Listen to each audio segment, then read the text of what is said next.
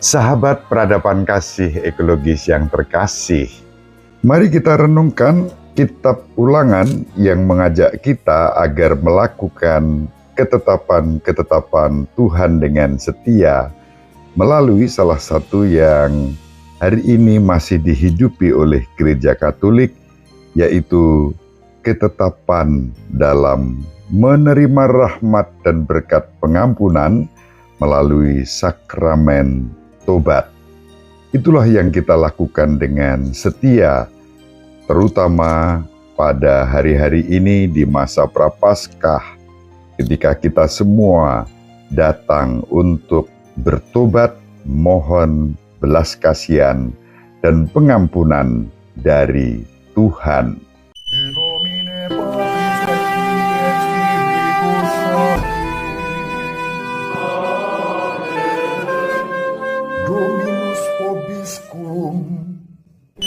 Sahabat peradaban kasih ekologis yang terkasih, selamat berjumpa dalam Renungan Harian bersama saya, Romo Alois Budi Purnomo PR, melalui channel ini. Semoga panjenengan selalu sehat, tetap semangat tanpa sambat, dan selalu bahagia kebahagiaan yang bersumber dari Tuhan Allah kita. Mari kita awali perjumpaan kita dengan bersatu di dalam doa. Allah Bapa yang Maha Pengasih dan Penyayang, kami bersyukur kepadamu atas ketetapan-ketetapan yang Kau anugerahkan kepada kami melalui gerejamu, agar kami lakukan dengan setia. Salah satunya adalah ketetapan untuk menerima rahmat kerahiman-Mu yang Kau curahkan, agar kami menerima rahmat dan berkat pengampunan daripada-Mu melalui sakramen tobat. Berkatilah kami agar kami dapat melakukannya dengan setia demi Kristus Tuhan dan pengantara kami. Amin. Sahabat peradaban kasih ekologis yang terkasih, mari kita baca kitab Ulangan bab 4 ayat 1 dilanjutkan ayat 5 sampai 9.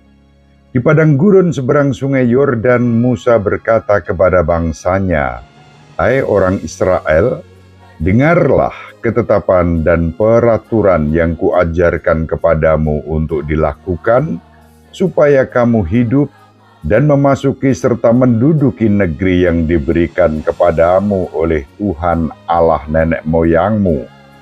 Ingatlah, aku telah mengajarkan ketetapan dan peraturan kepadamu seperti yang diperintahkan kepadaku oleh Tuhan Allahku, supaya kamu melakukan yang demikian di dalam negeri yang akan kamu masuki untuk mendudukinya.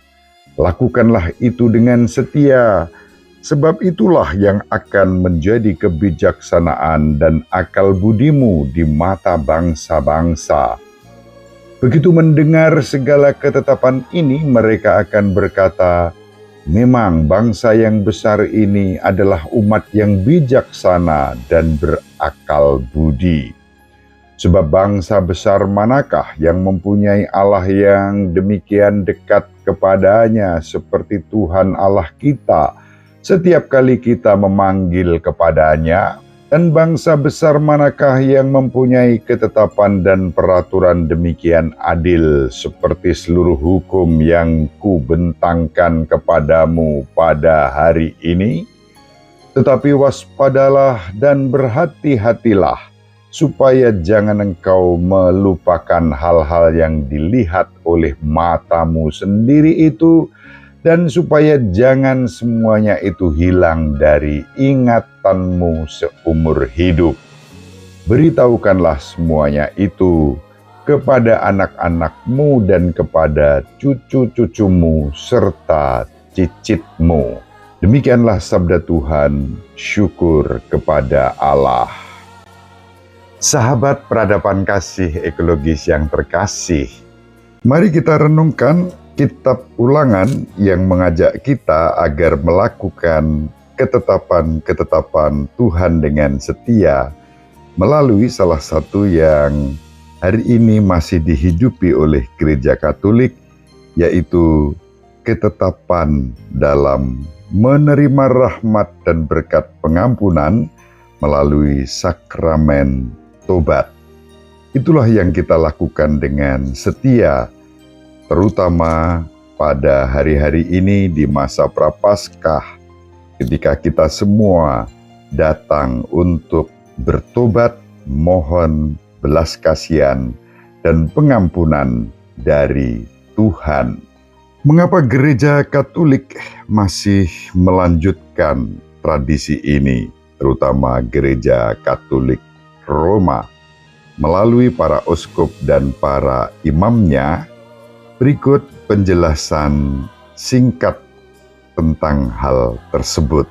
Kita bersyukur gereja Katolik mendapatkan warisan pengalaman rohani, sakramen tobat dan pengampunan. Yesus sendiri bersabda kepada Simon Petrus, "Kepadamu akan kuberikan kunci kerajaan surga.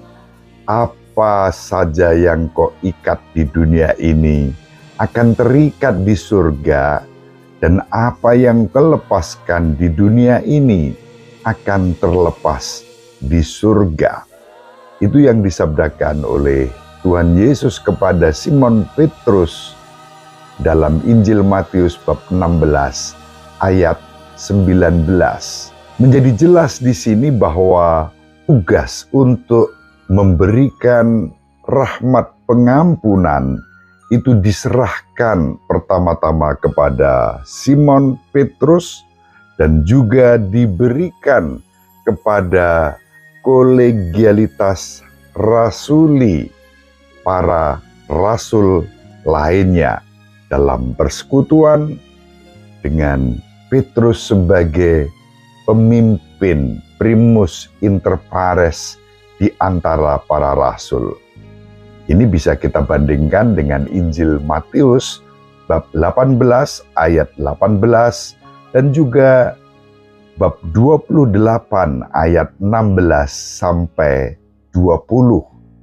Dan itulah yang diajarkan oleh gereja Katolik melalui dokumen Lumen Gentium artikel 22.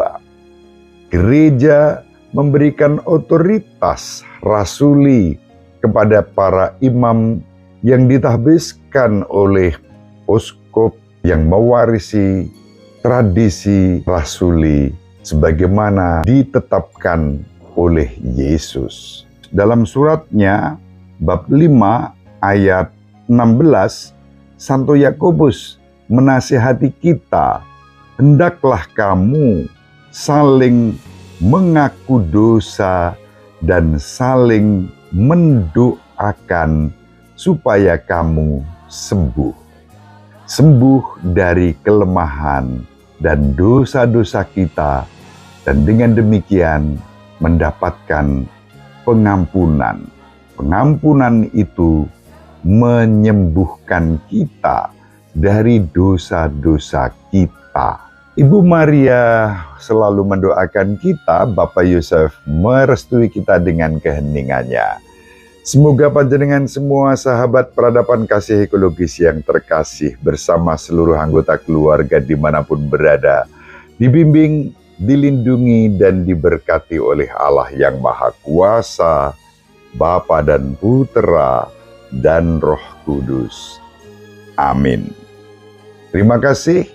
Salam sehat, tetap semangat tanpa sambat, selalu bahagia, kebahagiaan yang bersumber dari Tuhan Allah kita. Salve, salam sejahtera untuk kita semua. Kasih yang terkasih, sampai jumpa pada episode berikutnya. Terima kasih atas kebersamaan kita. Salam peradaban kasih ekologis. Berkah dalam